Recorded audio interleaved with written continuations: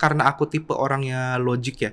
Jadi aku berpikir gitu loh. Misalnya token ini tuh utilitasnya apa dan gimana caranya biar supply-nya ini bisa berkurang dari market supaya harganya bisa naik. Jadi tidak semua orang bisa jago di trading, tidak semua orang bisa jago di airdrop, tidak semua orang jago bisa di DeFi. Jadi teman-teman explore dulu yang banyak. Halo Mas Yunef, Halo, welcome to podcastnya Selar. gimana? Gimana kabarnya nih? Baik, sehat. Kayaknya baik banget karena kemarin habis ketemu sama ini kan, Bis Yugo kan? Hugo, ya kebetulan kemarin sama Quandres Tobing habis ketemu Bis Hugo, kita ya ngobrol terus belajar banyak soal DeFi sih, keren banget itu. Dan kalian tuh yang pertama kali ketemu in person kan? Sebelumnya aku udah pernah Zoom duluan sih sebenarnya, tapi ya kalau ketemu secara langsung baru kemarin sih. Wah keren banyak yang iri soalnya. Dan ada yang banyak yang nitip pertanyaan juga nih karena kan kemarin aku sempet ke acara community juga kan, terus kayak besok ada podcast sama siapa, sama Mas Yunef, sama Mas Andreas. Oh titip dong, kemarin mereka habis ketemu sama Bis Hugo gitu, dan banyak yang ngefans juga sih. Iya memang keren banget sih dia, portfolionya bisa kita track gitu kan, terbuka kan. Iya. Gitu. Itu satu wallet, belum yang wallet Iya, lainnya. belum wallet lain, betul. Oke Mas, mungkin sebelum kita ke sana, boleh gak Mas ceritain backgroundnya Mas Yunef nih dari awal sampai gimana ceritanya berakhir di Web3 atau di crypto? Oke, dulu aku tuh lulusannya dari Untar, Sistem Informasi di 2018 itu baru lulus. Terus waktu itu coba-coba cari kerja, ya ternyata susah juga ya dapat pekerjaan ya di Jakarta ya.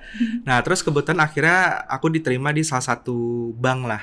Di salah satu bank jadi sales kartu kredit waktu itu. Oke. Jadi memang agak jauh nih dari jurusan nih sistem informasi ke sales. Ya udahlah waktu itu karena mikirnya udah lama numpang sama orang tua gitu kan, ya udahlah ambil deh kerja, usaha semaksimal mungkin, kumpulin gaji dulu gitu kan.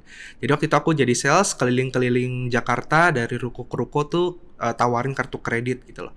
Nah, singkat cerita waktu itu Covid tiba-tiba naik ya, langsung nyerang ya. Nah, waktu itu Covid nyerang, akhirnya ya beberapa staff itu diberhentikan karena waktu itu kan bank juga tidak ingin mengalami kerugian yang memberikan pinjaman di saat Covid lagi tinggi-tingginya gitu. Banyak orang yang kena PHK gitu kan. Oke, waktu itu jadinya singkat cerita aku dikeluarkan. Terus habis itu coba jualan online tapi ternyata nggak berhasil. Nah terus habis itu ya tabungan habis, iseng deh nge-YouTube deh. Waktu itu sebenarnya nge-trigger YouTube-nya itu karena aku ngelihat ada semacam postingan, jadi ada kayak orang pakai duit dari anak yatim gitu ya, digunakan untuk anak yatim, dibeli untuk sebuah aset gitu, dan berakhir nyangkut lah, rugi banyak lah kayak gitu kan, dia mau exit juga nggak bisa gitu. Nah karena itulah akhirnya aku kesel deh, aku bikin channel YouTube. Waktu itu banyak YouTuber orang di Indonesia tuh kripto lebih ke pump ya, kayak ayo beli ini pasti naik berapa persen gitu kan. Kalau ingat di tahun 2021 itu kebanyakan FOMO gitu loh, nggak ada yang ngejelasin sebenarnya ini project apa sih, fungsinya apa. Jadi waktu itu aku yang mungkin pertama untuk ngejelasin tentang berbagai project, fungsi, utilitas sama white papernya kayak gitu. Itu tahun 2021. Nah, habis itu ya udahlah aku iseng bikin tiap hari juga lagi kosong sambil baca-baca. Jadi apa yang aku baca aku share ke teman-teman. Dan ya lumayan akhirnya ngegulung perjalanan dari berarti 4 tahun ya, 2001 sampai sekarang ya. Iya, 3 tahun lebih lah ya. 3 tahun lebih mau 4 tahun. Nah, sampai sekarang lah kayak gitu jadinya aktif di YouTube. Dan nggak nyangka juga YouTube-nya sekarang jadinya income sih. Iya, gitu. berarti udah monetisasi kan? Monetis ada, endorse ada, terus kadang ke undang speakers dan lain-lain kayak gitu. Iya, makanya aku kagum banget sama Mas Yunef mau datang ke Selar, karena kan pasti jadwalnya udah mulai padat banget. Buat Selar ada aja pasti. Wah, makasih banyak ya Mas. Sama. Oke Mas, kalau dulu itu belajarnya gimana dari Mas? Karena kan mungkin informasi saat itu kan nggak semudah sekarang ya didapetinnya. Mungkin karena ini ya, karena penasaran sih, jadinya mau tidak mau harus ngebuka dan ngebaca sih. Kalau dulu sih untungnya bagusnya udah ada CMC ya, jadi kayak per project tuh kita tinggal klik, kita buka websitenya apa, kita cari white papernya, terus kita lihat komunitasnya sama informasi terkait tokennya nih, kira-kira tokennya bisa buat apa sih. Nah dari situ kan karena aku tipe orangnya logik ya, jadi aku berpikir gitu loh, misalnya token ini tuh utilitasnya apa dan gimana caranya biar supply-nya ini bisa berkurang dari market supaya harganya bisa naik. Jadi aku mencari-cari kayak alasan untuk long term-nya itu seperti apa sih. Oke. kayak gitu. Dan jurusan yang sistem informatika ini tuh mempermudah gak Mas dalam baca white paper? Mempermudah sih. Jadi logiknya karena di sistem informasi juga kita dilatih sebagai orang yang logik ya kalau untuk algoritma dan lain-lain sangat ngebantu sih sebenarnya sih. Jadi buat teman-teman yang ketika terjun di dunia blockchain akan lebih mudah untuk memahami lah kayak gimana sih pergerakan suatu aset gitu. Oke. Nah, kalau misalnya tadi kan Mas Andreas Mm, dikenal sebagai King of Meme Coin. mm, Kalau Mas Yunep kan King of Airdrop di Indonesia nih Mas. Nah, awal mulanya kenapa bisa sampai ada apa ya kayak ada kata-kata itu gitu? Maksudnya Sebenarnya kalau King of Airdrop enggak lah, saya mah masih kecil dibandingkan yang lain. Yang lain masih ada yang lebih besar lah di dunia airdrop di Indonesia ya. Beberapa ada aku kenal. Cuma mungkin karena aku lebih mainnya di tutorial ya, secara langsung mainnya visual gitu loh. Kalau aku lihat YouTuber atau airdropper lain, mereka cuma ngasih liatnya ya cuma step-stepnya by tulisan kan. ya. Kalau aku mungkin lebih ke visual buat video kayak oh kalian klik ini ya, klik ini ya. Jadi mempermudah masyarakat Indonesia buat belajar tentang aset kripto ataupun airdrop karena memang aku sendiri tipe orang yang butuhnya visual gitu loh. Iya. Jadi banyak orang kan ada beberapa orang yang lebih menarik melihatnya visual ya, kayak gambar atau video kayak gitu. Mungkin dari situ sih gitu. Dan juga lebih jelas kan kalau misalnya ada tutorial secara langsung, nggak cuman semacam tulisan yang kayak Word gitu kan. Oke. Wah, sekarang berarti udah lumayan banget airdropnya udah lumayan banyak berarti sekarang dong harusnya dari mulai. Lumayan sih, lumayan itu ngeboost capital banget ya. Jadi kemarin aku juga ketemu Bis Yugo, kita juga ngobrol-ngobrol dan dia juga ternyata cukup setuju untuk buat masyarakat Indonesia nih, karena nggak semua orang bisa trading ya, nggak semua orang bisa trader gitu. Trader itu ada orang yang bisa kaya dari trader, ada yang loss gitu. Dimana ada yang dapat duit pasti ada yang loss gitu kan ibaratnya kan. Nah sedangkan airdrop itu salah satu langkah untuk mendapatkan capital atau aset tanpa resiko loss yang tinggi. Dan, Gitu. dan ada yang tanpa modal juga. Ada yang tanpa modal juga. Jadi cuman modal rasa ingin tahu dan juga mau belajar kan pasti kan. Betul. Gitu. Berarti mulai mengenal airdrop tuh apakah di tahun 2021 juga atau setelah berjalan? Mungkin di awal 2022 kali ya mengenal airdropnya ya. Jadi di 2022 itu ada project kayak Aptos, kayak Arbitrum dan beberapa project-project lainnya. Waktu itu aku share dan ternyata beberapa viewer tuh dapat airdropnya seperti itu. Wah, iya sih aku ngeliat juga di postingan sosial medianya Mas Yunep tuh airdropnya cukup banyak. Kalau sekarang berarti udah lagi garap airdrop berapa banyak nih yang saat ini? Berapa ya? Nggak dihitung sih, banyak sih. Karena biasa aku simpan itu tiap garap tuh aku bookmark kan di browser Di kan. browser. Jadi kayak udah ada bagiannya gitu untuk claim faucet tiap hari aku claim. Terus ada yang questnya itu di Galaxy misalnya, ada yang per website, ada yang games, ada yang kita harus deposit. Jadi cukup banyak sih sebenarnya sih, sampai nggak kehitung. Wah, iya sih. Dan juga kan aku ngeliat komunitasnya Mas Yunep kan banyak banget kan di Telegram kan udah yang sangat 14.000 ya kalau nggak salah ya. 14.000 ya. Iya. 14.000. Dan kayaknya melihat antusias juga nih, karena kan sekarang lagi banyak orang yang belajar kripto kan Mas, dan salah satunya juga belajar soal airdrop memperdalam itu. Dan adanya Mas Yunep tuh jadi membantu mereka banget, apalagi untuk orang-orang yang memang lagi mau invest misalnya di kripto tapi mereka nggak punya modal nih. Jadi pertama kali ya dari airdrop dulu, ya kan? Oke. Betul. Dan kalau misalnya Mas Yunep boleh nggak di-spill airdrop mana yang menurut airdrop mana yang udah pernah ngasih Mas Yunep tuh kayak lumayan besar? Aku sih paling besar itu rata-rata di blockchain ya. Di blockchain, terus ada juga beberapa GameFi itu aku dapatnya lumayan juga kayak gitu. Contohnya mungkin yang baru kemarin deh, contohnya Notcoin ya. Itu kan Notcoin, hype banget ya. Itu kan iya. gratis kan, cuma tap game di Telegram. Itu kemarin aku dapat $1.000. Terus aku juga pernah dapat di Pixel Games yang ada listing di Binance, itu kalau nggak salah sekitar 2.000 atau berapa gitu loh. Kalau blockchain yang paling gede sih, aku ada yang 50 juta, ada yang 100 juta in rupiah ya, kayak gitu. Iya. Jadi ya lumayan lah sebenarnya. Berarti itu dalam jangka waktunya tuh paling cepat tuh berapa lama sih kalau airdrop? Nah sebenarnya kalau jangka waktu kita nggak bisa pasti ya, karena beda-beda tergantung si developernya. Developernya nih kapan nih sejak dia campaign keluarin, kapan dia mau nantinya ngasih airdrop kayak gitu. Ada yang setahun, ada yang 3 bulan, ada yang 2 bulan, tapi jarang sih ya. Kebanyakan rata-rata memang cukup lama kayak gitu. Makanya kenapa tiap hari kita garap berbagai airdrop yang beda-beda, karena nantinya kan terakumulasi. Iya. Ya kita nggak tahu suatu saat mana yang akan menghasilkan gitu. Iya, betul. Dan kalau misalnya dari Mas Yunep sendiri, dapat info soal airdrop tuh gimana? Apakah memang ada website khusus atau kalian udah kenal dengan manajemen yang pegang project-project kriptonya atau gimana? Paling enak itu dari Twitter sebenarnya. Jadi semua informasi tentang kripto itu paling enak carinya, paling cepat dapatnya itu di Twitter gitu. Mungkin karena aku sering garap airdrop atau sering follow berbagai akun-akun yang berhubungan dengan airdrop, algoritma akun Twitter aku tuh udah isinya airdrop Airdrop tuh. semua. Iya, jadi itu yang mempermudah sih sebenarnya sih. Tapi kalau kayak gitu, apakah semua info itu tuh valid atau enggak sih Mas? Karena kan kalau di crypto Twitter masih ada beberapa misalnya informasi yang scam, dan airdrop juga kayaknya banyak yang udah ngerjain tapi ternyata nggak dapet airdropnya. Nah, kalau itu aku biasanya tetap harus dior lagi ya. Jadi nggak langsung kayak, oh ada info airdrop apa, langsung digarap. Nggak, biasa aku buka dulu websitenya, aku pelajari, cari dulu backersnya siapa, gitu, investor besarnya siapa, venture capital siapa, terus memastikan di tokenomiknya beneran ada alokasi buat airdrop atau enggak. Biasanya mereka akan tulis kayak community atau airdrop atau apa gitu loh. Terus kita juga pelajari projectnya tentang apa gitu. Kira-kira project narasi ini tuh di market beberapa bulan ke depan masih oke atau enggak. Nah, biasanya aku lihat kayak gitu. Tapi kalau udah blockchain kayak gitu ya, biasanya sih aku langsung sikat sih kalau blockchain. Berarti sama kayak kalau misalnya mau invest di project kan, tokens kan, kayak ngecek dulu dari background si proyeknya gimana, timnya gimana. Oke, menarik banget. Terus kalau misalnya sekarang, karena kan project makin banyak ya Mas. Betul. Dan apakah setiap project itu akan selalu ada airdrop atau enggak biasanya? Sebenarnya sih tidak selalu ada ya, tapi aku lihat sekarang makin ke depan makin banyak yang memang mengandalkan airdrop. Kenapa? Karena airdrop ini tuh ibarat kayak teknik marketing aja.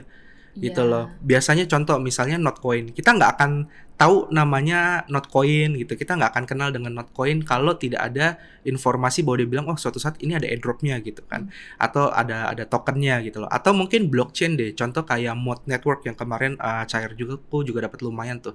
$3.000 kalau nggak salah. Nah, Mod Network itu kalau dia nggak bilang bahwa kita ada airdrop, kalian nggak pakai ekosistem kita, ya nggak ada orang yang mau pakai. Ibarat gitu kan. Dan lain-lain gitu sih. Oke, dan kalau misalnya ngelihat airdrop Mas, pernah nggak Mas punya pengalaman gitu kayak airdropnya tuh rug misalnya atau nggak jadi dibagi gitu? Ada aja sih 1 atau 2 gitu loh, tapi jarang sih. Jarang, karena semua udah yang ya kita udah cek, mungkin kalau dia batal itu ada beberapa alasan gitu ya.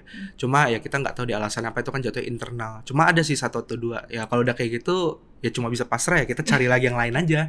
Nggak usah dipusin. Mungkin rezekinya bukan di situ, tapi di yang lain. Tapi based on pengalaman, berarti paling cepet tuh kalau mau airdrop misalnya dari mulai mengerjakan nih quest-questnya atau enggak mengerjakan stakingnya tuh sampai itu turun gitu, itu dapat airdropnya berapa lama yang paling cepetnya Mas? Paling cepet mungkin sebulan kali ya. Tapi aku lupa tuh nama projectnya apa. Ya sebulan lah ya paling cepet. Oke. Dan paling lama ada yang sampai setahun? Ada yang sampai setahun. Oh. Kayak Zeta Chain, kalau tahu, sama Omni itu 7 bulan kalau nggak salah. Zeta Chain itu hampir setahun. Dulu aku pernah share YouTube-nya di video. Gitu. Jadi yang rajin ngegarap itu cuma kayak seminggu sekali kita disuruh nge-swap gitulah, sekali doang, ngumpulin poin gitu kan. Nah itu lumayan dapatnya. Itu sih. Oke. Mas, kalau misalnya ada teman-teman yang baru belajar kripto dan baru mengenal airdrop, apa sih yang perlu disiapkan gitu kalau misalnya mereka mau coba nih memulai airdrop? Oke, yang pertama udah pasti wallet ya, Web3 wallet ya, MetaMask, Sui wallet kalau di Jaren Sui, Aptos wallet dan lain-lain gitu. Terus yang kedua adalah kita harus dibekali pengetahuan atau ilmu terkait keamanan wallet. Karena di Web3 itu kan banyak banget scammernya ya. Kayak kita disuruh connect wallet, kita disuruh minta seed phrase dan lain-lain. Nah itu harus kita paham gitu loh. Nggak boleh sembarangan buka website. Terutama di Twitter ya. Itu banyak banget tuh website-website atau link-link phishing. Dimana ketika kita klik, kita connect wallet, aset kita berpindah semua. Nah itu kan bahaya banget. Nah itu biasanya aku suruh teman-teman itu pakai tools. Jadi ada beberapa tools kayak Wallet Guard, kayak Scam Sniffer, Packet Universe. Nah itu 3 itu aku install di browser. Aku kasih lihat bahwa ketika kalian buka Twitter ini ada scanningnya nih, linknya apakah aman atau enggak, kayak gitu. Jadi kita juga nggak boleh sembarangan asal connect, nggak boleh sembarangan asal percaya. Harus ada screeningnya juga gitu. Oke. Selain airdrop Mas, berarti Mas juga invest kan di project-project kripto juga? Ya ada. Kalau sekarang diferensiasi portofolionya gimana tuh? Aku sebenarnya kalau aku lebih banyak tuh asetnya di Bitcoin, Ethereum sama BNB. Sisanya beberapa koin-koin blockchain. Blockchain yang menurut aku suatu saat akan perform, entah itu EVM ataupun non EVM ya. Kalau untuk Bitcoin, Ethereum sama BNB ini aku suruh kerja buat ngegarap airdrop lagi. Oke. Kayak gitu. Iya. Maksudnya gimana? Contoh misalnya, ada beberapa project, let's say Bitcoin layer 2. Nah, itu dia untuk ngegarap airdropnya butuh Bitcoin. Nah, aku bisa manfaatin Bitcoinku. Atau Bitcoinnya aku landingkan, borrowing USDT, USDT-nya aku masukin ke launch pool. Ya, biasa kan ada beberapa exchange yang ada launch pool ya. Ataupun aku putar lagi di beberapa project-project Web3 yang kita depositnya itu USDT ataupun USDC, kayak Elixir ataupun Rhea, itu juga ada. Terus kalau untuk Ethereum biasanya aku masukin ke Ethereum layer 2 yang lagi ada airdrop seperti Blast Network, Mod Network. Itu kan kita deposit Ethereum terus kita staking kan di lending borrowing dapat poin dan lain-lain. Jadi intinya semua aset aku itu aku putar otak gimana caranya nggak cuma dapat capital tapi kita bisa gain money lagi dari airdrop. Bisa ngegulung Bisa lagi. ngegulung lagi gitu. Setelah main sama Mas Andreas, ketularan nggak meme koinnya? Kalau aku ada dikit lah kalau meme coin lah. Nggak sebanyak ko Mas Andreas. Andreas. Ko Andreas tuh mungkin sampai 10% porto kali ya. Kalau aku nggak lah, aku kan cuma 1 atau 2%. Gitu sih. Berarti total udah dari 2021 sampai sekarang gimana tuh Mas pengalamannya memutuskan untuk kayak perdalam kripto, Web3 dan juga melihat nih siklus halving yang tahun ini apakah akan lebih besar daripada tahun yang sebelumnya atau gimana dari Mas Jonan? Oke, kalau aku lihat sih untuk siklus halvingnya dampak di tahun ini akan jauh lebih kecil ya untuk penurunan dibandingkan tahun sebelumnya. Kenapa? Karena di tahun sebelumnya itu aku lihat orang kebanyakan masuk ke dunia aset kripto karena FOMO. Ya kan, karena waktu itu ketika COVID orang bingung nih, aduh gue punya duit, mau nyari kerja susah, punya duit gimana caranya naik berkali-kali lipat gitu kan. Akhirnya mereka masuk saham, nggak ngerti saham, ada yang cuan, ada yang loss, masuk ke kripto, nggak ngerti kripto, ada yang cuan, ada yang loss gitu. Cuma di tahun ini aku rasa sudah mulai banyak masyarakat yang mulai mengerti tentang aset kripto gitu loh, dan akan mungkin banyak masyarakat yang lebih memilih untuk hold daripada ngejual asetnya. Sebagian besar mungkin ada yang seperti itu, ada yang ngejual asetnya lalu berharap turun dulu baru beli. Ada juga yang kayak gitu. Dan aku lihat juga di tahun ini tuh banyak banget institusi-institusi besar seperti BlackRock dan beberapa negara mulai adopsi juga kan untuk aset Bitcoin dan aset-aset lainnya, sehingga otomatis supply yang beredar di market akan lebih berkurang dibandingkan yang tahun lalu. Jadi lebih kuat lah floor-nya lah dibandingkan yang sebelumnya gitu. Jadi kalau aku lihat sih perbedaannya banyak banget ya, upgrade-an ataupun ya let's say kayak Bitcoin Network deh. Dulu kan orang cuma taunya Bitcoin cuma buat P2P, ya kan atau disimpan doang. Sekarang udah ada Bitcoin layer 2 atau Bitcoin layer 3 gitu ya, di mana masing-masing project punya likuiditas menggunakan Bitcoin. Otomatis Bitcoin yang beredar di market juga berkurang kan karena masuk dari LP di sana kan. Nyangkut lah atau dana endapan lah. Nah, itu juga akan memperkuat Bitcoin sih menurut aku. Jadi harusnya di tahun ini lebih kuat, lebih stabil dibandingkan tahun-tahun sebelumnya. Oke. Gitu. Dan kalau misalnya ngeliat harga Bitcoin kan sekarang juga setelah halving ternyata ini ya, maksudnya tetap up and down kan, nggak begitu apa ya naik banget gitu. Dari Mas ada ini nggak kayak kisi-kisi kira-kira Bitcoin itu akan mencapai berapa sih? Kalau aku mungkin targetnya 150 sampai 200 ya. Di 2 tahun lagi atau? Di tahun depan mungkin. Tahun depan. Semoga ya. Semoga ya. Kenapa?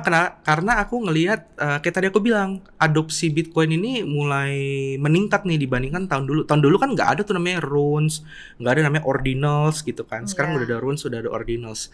Artinya kan menunjukkan bahwa komunitasnya Bitcoin ini kan terus berkembang dan terus berinovasi kan. Mereka mikirin gimana caranya harga Bitcoin bisa terjaga, bisa stabil, gimana caranya Bitcoin bisa terserap gitu kan. Nah, itu sih yang akan membuat Bitcoin jauh lebih kuat dibandingkan yang kayak tadi aku bilang tahun sebelumnya. Iya, oke. Nah, kalau misalnya kemarin kan Mas udah ketemu sama Bis Hugo, Mas. Boleh nggak di-share insight-insight yang mungkin teman-teman bisa belajar gitu? Oke. Kalau kemarin sih kita ngobrol-ngobrol, Bis Hugo sih bilang ya kurang lebih kayak gini sama. Tidak semua orang bisa jago di trading, tidak semua orang bisa jago di airdrop, tidak semua orang jago bisa di DeFi. Jadi teman-teman explore dulu yang banyak di dunia blockchain, di dunia Web3. Kira-kira kalian expertnya di mana? kalian lebih jagonya atau bisa making money-nya di mana. Kalau kalian jago making money di meme coin, karena ada juga beberapa orang yang jago banget di meme coin gitu loh. Iya. Dia bisa analisa, dia bisa tahu kapan entry, kapan exit gitu. Nah, kalau kalian jago di situ ya udah kalian fokus di situ, nggak perlu lihat yang lain gitu loh. Kalau kalian jago di trading spot ya udah kalian full di trading spot. Kalau kalian jago di futures ya udah full di futures. Kalian jago di airdrop full di futures. Pokoknya di mana tempat kalian bisa making money, kalian nyaman di situ ya udah fokus di situ aja, nggak perlu fokus ke yang lain gitu loh. Itu pesan dia yang pertama. Kedua, selama kalian sudah memahami Web3, itu kalian sudah di jalan yang benar menurut dia. Oke. Memahami Web3 ya, yang dimaksud memahami Web3 ini bukan cuma sekedar buka wallet buat nge-swap, tapi kan benar-benar paham cara explore dunia Web3 itu ternyata luas banget gitu loh. Ada perp trading menggunakan DEX, ada DeFi, ada yield farming, ada lending borrowing, ada GameFi dan lain-lain. Nah, kalau kalian udah paham itu udah di jalan yang benar menurut dia untuk kita terlepas lah atau punya duit yang banyak suatu saat. Gitu, tinggal fokus aja sih. Sama yang terakhir adalah pesan dari dia, ketika kalian belum punya kapital yang cukup besar ya, misalnya kalian hanya punya sekitar sekian juta atau puluh juta, ya kalian tetap bisa make money atau free money dari airdrop gitu sih. Jadi dia juga bilang bahwa airdrop ini salah satu alat yang paling gampang atau jalan yang paling gampang untuk life changing lah. Gitu. Karena ya udah terbukti banyak orang yang dapat puluhan ataupun ratusan juta dari airdrop gitu sih. Iya sih, aku mau juga melihat langsung postingannya Mas Junep. Free money tuh kayak hampir tiap hari Mas posting kan. Ya lumayan lah ya. Lumayan. Oke. Dan aku kan baca juga Twitternya yang nge-reply ex-nya Mas Junep kan, bahwa yang paling penting tuh ketika kita bisa jadi early gitu loh. Betul. Dalam semua hal gitu. Nah, kalau misalnya menurut Mas Junep tuh early-nya tuh yang kayak gimana? Seperti apa? Early-nya yang kayak gimana ya? Misalnya sebelum, kalau aku dari sudut airdrop aja deh ya. Iya. Misalnya let's say ada beberapa project yang kita harus sistemnya itu deposit atau memprovide likuiditas ke project itu. Nah, begitu project itu launching, kita sebisa mungkin se-early mungkin kita udah deposit duluan. Karena dia sistemnya itu kan akumulasi poin. Gitu. Jadi pasti beda dong orang yang let's say masuk $1.000 di hari pertama sama orang yang masuk $10.000 di hari terakhir gitu loh. Pasti poinnya gedean orang yang masuk $1.000 di hari pertama. Karena dia udah akumulasi tuh, udah banyak duluan poinnya kayak gitu. Jadi itu sih kurang lebih se-early mungkin kita cari project-project baru, se-early mungkin kita ikutin. Ketika dia ada ngasih info atau apa yang bisa kita lakukan untuk mendapatkan incentivized reward, ya kita langsung garap aja. Itu kalau dari sudut pandang airdrop ya. Oke. Dan mungkin selain Bis juga ada nggak Mas salah satu misalnya bukan influencer ya, kayak yang Mas idolakan nih di Web3 space? Bukan influencer. Ya apapun itu, influencer mungkin bahwa kalau kalau non influencer kayaknya aku belum nemu ya. Tapi kalau influencer cukup banyak sih. Kayak ya kayak Bis Hugo yang pertama, kedua kok Angga Dinata itu dia tuh memperdalam banget Bitcoin gitu. Nah, kita tadi aku bilang ketika kalian fokus ke satu tempat, ya kalian bisa making money banyak di sana. Nah, itu aku sukanya di situ karena dia benar-benar fokus di Bitcoin only gitu loh. Nah, terus yang kedua Andreas Tobing. Nah, itu humble banget, baik banget. Gue juga kadang sering curhat sama dia dan lain-lain gitu ya. Sama belajar tentang meme dan semacamnya. Terus ada kenal kripto ya, Ko Sylvester di Bali. Nah, itu dia bagusnya adalah dia fokus ke news atau berita-berita baik global maupun yang di Indonesia yang akan mempengaruhi aset kripto. Terus ada Kevin Saili, ada siapa lagi ya? Ada Michael Wayan. Nah, ini dua ini tradernya jago banget, fokus banget. Nah, itu yang aku suka itu sih. Dan beberapa banyak sih kiol-kiol lain yang aku ikutin. Iya, dan banyak juga ya. Maksudnya di Indonesia juga udah mulai banyak yang memunculkan diri kan. Kayak kripto juga lagi banyak dilihat. Betul. Tapi Mas kayak aku kan membuat ini juga ya, konten juga di TikTok, dan masih ada aja yang komen kayak Bitcoin, cryptocurrency itu scam. Nah, Mas sering nggak dapet ada aja pasti. Cuma ya kalau aku sih lebih tipenya cuekin aja ya, karena dia mau ngomong gimana pun dia tidak bisa mengubah hidup dia dan dia juga tidak mengubah hidup aku. Jadi ya udahlah, buat apa gitu. Ya udahlah ya gitu, maksudnya tetap dan nggak mempengaruhi apapun juga dengan yang dikatakan. Betul. Oke. Kalau misalnya dari Mas sendiri ada nggak Mas target misalnya tahun depan atau 2 tahun lagi mau keluar dari kripto atau akan terus-terusan? Kayaknya aku akan terus-terusan kali ya. Mumpung pertama masih muda, kedua boring, bosen, kayak nggak ada kerjaan, nggak ada apa, ya udah tetap fokus di kripto aja sih mungkin. Kalau ngeliat sekarang di Indonesia Mas, kira-kira akan ada nggak terjadi mass adoption gitu di 2-3 tahun lagi? Mungkin ya akan terjadi mass adoption, terutama kita lihat kan narasi yang lagi diangkat untuk mass adoption ke kripto atau ke blockchain itu adalah RWA ataupun DePIN gitu ya. Contohnya kayak BlackRock aja dia bikin asetnya sendiri kan di Ethereum kan, dan beberapa institusi lain. Jadi aku rasa kedepannya akan makin banyak orang yang mulai, atau institusi-institusi ataupun negara yang akan adopsi ke teknologi blockchain gitu. Oke, dan aku sebetulnya kagum sih dengan kayak Mas Yunarto jadi figur-figur yang duluan gitu masuk di kripto. Apalagi tahun 2021 kan waktu itu lumayan ini kan, sempat ya COVID dan banyak orang yang masih belajar dan susah mencari tahu soal kripto. Gimana Mas Yunarto waktu itu tuh masuk sebagai figur yang pertama kali ngelihat bahwa kripto tuh kayaknya masa depan? Sebenarnya kalau yang pertama kali, wah banyak banget ya, nggak cuma aku gitu. Iya, di antara beberapa kalau orang. aku sih karena ya itu sih, aku melihatnya blockchain itu menarik banget sebenarnya. Banyak solusi atau masalah-masalah yang ada di sekitar kita itu bisa diselesaikan dengan blockchain. Banyak banget, contohnya kayak pencurian data, KTP, SIM, ataupun asuransi, ataupun apapun itu, banyak problem-problem yang kita temui itu bisa diselesaikan menggunakan teknologi blockchain. Itu sih, makanya itu kenapa cukup menarik untuk aku perdalam. Dan enaknya blockchain adalah kita bisa make money yang tidak bisa dilakukan di konvensional. Di Web 2 maksudnya? Di Web 2. Contohnya apa? Contohnya misalnya kita punya aset nih, aku kolateralin, aku lendingkan misalnya contohnya ya. Terus aku pinjem duitnya, pinjem USDT. Ini aku nggak bayar 5 tahun pun, itu nggak apa-apa. Nggak ada debt collector, nggak ada yang ngejar gitu loh. Nggak masalah gitu loh. Karena apa? Karena sistemnya adalah yang kita jaminkan nilainya kan udah jelas gitu kan. Nah, terus aku pinjam duitnya bisa aku putar lagi di tempat lain untuk mendapatkan keuntungan yang lebih besar. Contoh misalnya yang pernah kejadian, aku dapat banyak banget waktu itu. Aku collaterals Bitcoin, aku pinjam USDT, aku beli render di angka $3,5. Wah, itu masih baru, masih baru banget. Masih oke kan, masih baru okay. Kan kemarin $3,5. Terus aku dia sempat naik ke 13, aku jual di 11,5 kalau nggak salah.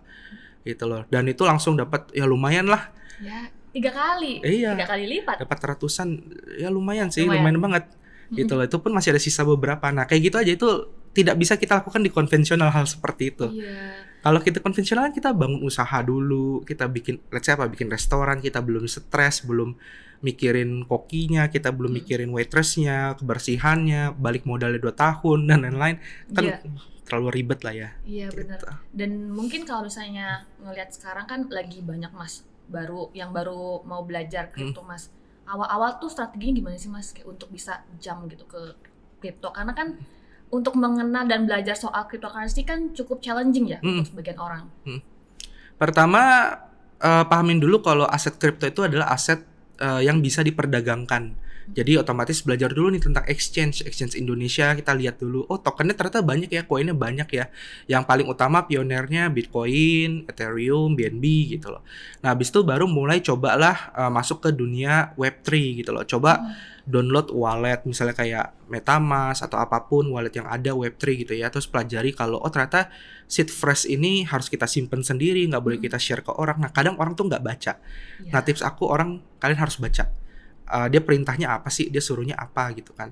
Nah terus mulai pelajari deh soal wallet. Oh wallet ini tuh ibarat kayak wallet kita sendiri ya, atau kayak e-money kita ya. Kita harus deposit duit, kita bisa gunakan e-money kita untuk berbagai hal kayak gitu, dan interaksi di berbagai project-project. Nah terus pelajari nanti apa itu swap, apa itu DeFi, apa itu DEX, perbedaannya apa, checks dengan DEX dan lain-lain gitu. Dan sih. Coba join komunitas. Join komunitas yang paling penting. Karena lebih cepat kan, maksudnya untuk komunitas kan kita ketemu sama lingkungan yang sama-sama mempelajari itu gitu. Jadi lebih cepat terserapnya. Betul, karena kan teknologi ini kan belum ada kuliahnya lah ya, belum ada sekolahnya ya.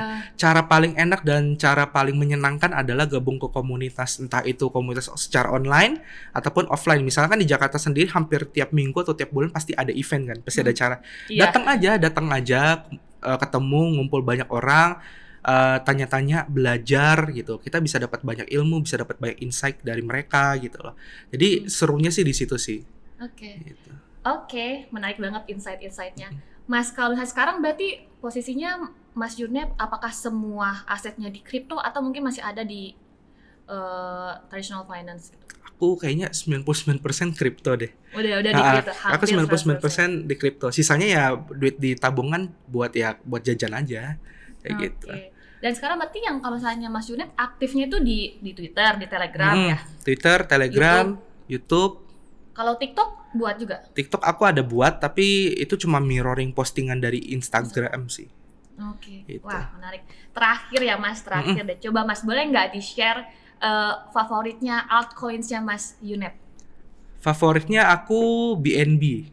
BNB. Aku BNB. Alasannya pertama, BNB itu utilitasnya paling banyak di antara semua altcoin. Itu kalian bisa adu kan, riset saja. Paling banyak tuh BNB. Yang kedua, BNB itu supply-nya akan terus berkurang hingga 100 juta maksimal nantinya. Dia kalau kalian screenshot supply hari ini terus supply minggu depan, kalian cek pasti berkurang BNB-nya. Karena setiap transaksi yang terjadi di BNB chain itu akan burning BNB-nya kayak gitu. Itu yang aku suka. Makanya kenapa harganya lebih stabil. Yang ketiga, tim di belakangnya. Contoh ya kita tahu kasusnya Cizit ya yang di penjara langsung di take over sama Richard Teng. Ini mereka pinter banget sebenarnya. Richard Teng langsung bikin produk baru mega drop di Binance kan untuk ngelok BNB supaya harga BNB lebih stabil, orang pada kunci nggak masuk market. Jadi menurutku dari pergerakan mereka aja tuh termasuk sudah jenius banget. Mereka udah tahu harus ngapain. Mereka udah tahu bahwa oh, lu akan di penjara nih, kita harus ngapain ya kayak gitu.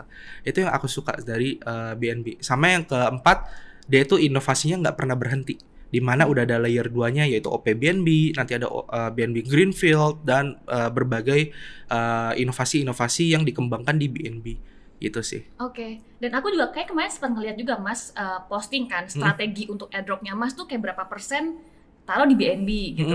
Boleh gak Mas diceritain sedikit strategi yang itu? Oke, kalau BNB itu enaknya nggak pernah bisa berhenti suruh kerja ya. Jadi maksudnya ketika BNB ada launch pool atau launchpad, itu aku langsung pindahin semua BNB-nya ke exchange buat ikut launch pool atau launchpad. Nah itu udah pasti dapat duit gratis lah. Karena launch pool itu kan dia ngasih token secara gratis kan. Begitu listing kita langsung jual. Itu pun dapatnya lumayan. Kalau kayak aku udah setara mungkin gaji 1 bulan UMR Jakarta kali ya. Lumayan banget kan bisa buat jajan kan. Iya. Gitu. Nah terus nanti kalau udah kelar BNB-nya aku masukin ke Web3. Aku stakingin di beberapa project. Contohnya kayak Kinza Finance itu lending and borrowing. Nah kalau kita deposit ke situ, kita nantinya bisa dapat airdrop token Kinzanya kayak gitu. Sambil nanti cari-cari lagi nih project-project apa lagi nih yang kira-kira yang legit, yang bagus, yang diinvest oleh banyak venture ataupun Binance Lab sendiri. Karena Binance Lab kan juga pasti akan mendukung project-project yang dibangun di ekosistemnya Binance kan. Nah, tinggal cari aja tuh apa-apa. Nah, kalau dia ada deposit, yaudah kita tinggal deposit BNB-nya. Oke. Gitu. Wah, menarik banget. Oh, Mas, boleh gak di-spill 5 airdrop yang menurut Mas tuh kayak ini legit banget yang lagi Mas kerjakan? Wah, kalau itu pertanyaan paling sering sih, cuma aku juga kadang bingung jawabnya ya. Karena banyak banget. Karena banyak. Mungkin yang pertama Bless Network. Yang kedua Mod Network. Mod Network ini sekarang udah season kedua gitu. Cuma menurut aku dia masih punya peluang buat kita dapat reward yang lumayan. Terus yang ketiga mungkin hybrid blockchain. Dia blockchain layer 1. Cukup menarik juga karena dia based on AI. Terus yang keempat itu Initia yang kemarin baru launching testnetnya, Initia FDN. Terus yang kelima Elixir kali ya. Elixir. Oke gitu. Deh kalau gitu. Mas Junep, thank you so Sama-sama. much udah datang ke podcast Selar. Sama-sama. Dan buat teman-teman yang mau belajar banyak soal airdrop, silakan follow sosial medianya Mas Junep, YouTube, Telegram, Instagram, Twitter, itu pasti bakalan banyak kayak kode-kode lah Mas Junep tuh lagi ngerjain airdrop apa. Oke, sampai ketemu lagi di video podcastnya Selar berikutnya. Bye-bye. Dadah.